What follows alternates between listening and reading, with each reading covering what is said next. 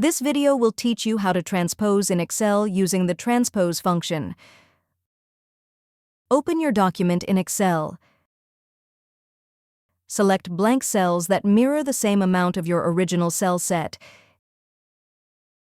Enter equals transpose. Type this while you have the cells selected and it will apply to all the cells. Type the range of cells you want to transpose. Press Ctrl, Shift, Enter. Since you're using an array formula, which is a formula that gets applied to more than one cell, you'll need to press this instead of just Enter.